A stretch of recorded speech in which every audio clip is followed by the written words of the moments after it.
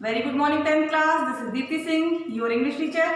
आज हम पढ़ने वाले हैं चैप्टर 4 जो कि पोयम है to the cuckoo by William Wordsworth. Summary देखेंगे आज की समरी में क्या कहा गया है। इसको हम लोग कई बार पढ़ चुके हैं, लेकिन इसको समरी के तौर से देखेंगे तो हम लोग को पूरा समझ में आएगा कि इसमें राइटर ने क्या कहा है। Okay, William Wordsworth is a great admirer and sincere lover of nature.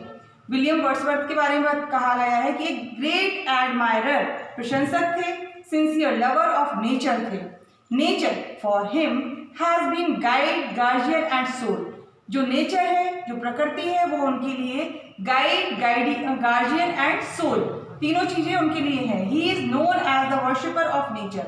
ही, यहाँ पर ही जो यूज किया गया है विलियम वर्ड्सवर्थ के लिए कहा गया है कि he was the greatest worshipper of nature. Nature को, प्रकृति को प्रेम करने वाले या नेचर के प्रेमी, वर्शिपर, पूजा करने वाले कौन थे? सबसे महान है William Wordsworth. He has compose poems on the nature object. मतलब ज़्यादातर इन्होंने पोएम जो क्रिएट की हैं, जो इन्होंने लिखी हैं, कंपोज की हैं, वो नेचुरल ऑब्जेक्ट को लेकर। To the cuckoo is one of his most famous poem. To the cuckoo भी कैसी है, इनकी जो बहुत सारी फेमस पोएम है उनमें से ही एक है। In this poem, he welcomes the world as a blithe newcomer because its song captivates him and makes him supreme in spiritual joy। क्योंकि इस पोएम में वो वेलकम जो करते हैं वर्ल्ड का, ब्लिथ न्यू कमर कहते हैं, हैप्पी न्यू कमर कहते हैं, क्योंकि वो उनको कैप्टिवेट करती है, उनको पकड़ के रखती है और बनाती है उनको किस तरह से? Supreme spiritual Joy. उन्हें आनंद की जो प्राप्ति होती है वो स्पिरिचुअल होती है, आध्यात्मिक होती है। He calls the world a wandering value, और वो उस वर्ड को एक बॉन्डिंग वैल्यू के तौर पे बताते हैं कि मतलब ये घूमती हुई आवाज है। It is so because the word sings but remain out of his site. वो क्यों कहते हैं बॉन्डिंग वैल्यू या बॉन्डिंग वॉइस भी कह सकते हैं हम लोग, क्योंकि जो पक्षी है, जो बर्ड है, वो गाती तो है लेकिन साइट से दूर है, मतलब उनकी आंखों से परे है, उनकी आंखों से दूर है। While laying on the grass, the poet hears the two-fold sound of cuckoo। जब वो ग्रास पर लेटे हुए हैं, पोएट वो क्या सुनते हैं? टू फोल्डेड वॉइस, मतलब वो उन्हें दो तरह की आवाज सुनाई देती है, एक तो बहुत दूर और एक बहुत पास। Its voice resound from hill to hill, मतलब हिल टू हिल जाती है उसकी आवाज पक्षी की। Sometimes the voice appears to be near and the next moment it seems to very far. कभी तो बिल्कुल नजदीक से आती हुई लगती है और कभी ऐसा लगता है नेक्स्ट मोमेंट ही कि वो बहुत दूर चली गई है।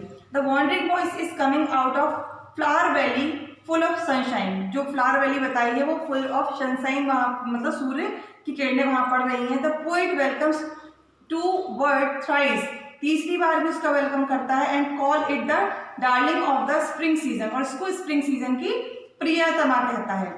अब थ्राइस का मतलब, थ्राइस का मतलब जब हम लोग कोई सॉन्ग भगवान के लिए गाते हैं तो आपने नॉर्मली देखा होगा, कोई सिंगिंग का मूड हो या दोहा चौपाई जो भी पढ़ते हैं उसको 3 बार बोलते हैं। जैसे हम लोग आहुति देते हैं उसमें भी बोलते हैं ना, स्वाहा स्वाहा, ऐसे करके जब कहते हैं तो यानी कि उसमें हमने देखा कि भगवान को अर्पित करने के लिए हम लोग क्या करते हैं? 3 बार का यूज करते हैं। ऐसे पोएट ने उसको थ्राइस टाइम पे भी वेलकम किया है।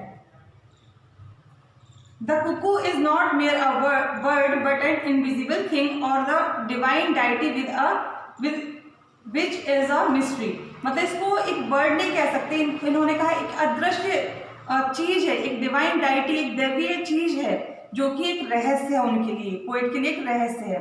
The poet commemorate the days when he was a school boy, when he listened to the voice, he looked into bushes, trees and sky, but the bird was not seen anywhere. मतलब वो अपने बचपन की, अपने school days को याद करता है, रिकॉल करता है कि उसे याद आता है कि तब वो बच्चा था, तब भी वो उस आवाज़ को सुनता था और उनको खोजता रहता था, बुशेस में देखता था, ट्रीज में देखता था, आकाश में देखता था, लेकिन उसे बर्ड कहीं दिखाई नहीं देती थी। He went through the woods and on the green plains but the bird remain unseen. वो जंगलों में दौड़ता था, ग्रीन मैदानों पे भी जाता था, लेकिन उसे वो पक्षी नहीं दिखाई देता था, अनसीन ही रही है। Even then the poet hopefully longed for the sight of the cuckoo that was a mystery to him. The poet still can listen to the laying upon the some plains, hoping that the golden times will appear again। मतलब अब वापस से वो क्या सोच रहा है कि गोल्डन डेज, जो पुराने स्कूल डेज के टाइम थे, जब उसके स्कूल बॉय का टाइम था, वो उसे वॉइस सुनाई देती थी, वो वापस से सुनाई देगी। The poet calls the word blessed bird. So this earth appears to be non-existing fairy place for the bird to live in. तो बहुत बड़ी बात कही है, पोइट कह रहा है कि इसको ब्लास्ट बर्ड इसलिए बोला गया है कि इसी अर्थ, यही अर्थ उसके लिए कैसा नॉन एग्जिस्टिंग या फिर फेरी प्लेस, फेरी प्लेस से मतलब है दैवीय स्थान उसके लिए लग रहा है। जो बर्ड है उसको यही जो हमारी दुनिया है, हमारी अर्थ है, उसके लिए वो दैवीय जगह का काम कर रही है। तो आज के लिए इतना ही, समझिए, समझ में नहीं आए तो पूछिएगा। नेक्स्ट 2 स्ट्रैंजा जो रह गए हैं वो नेक्स्ट वीडियो में हम लोग पढ़ेंगे। Okay, thank you.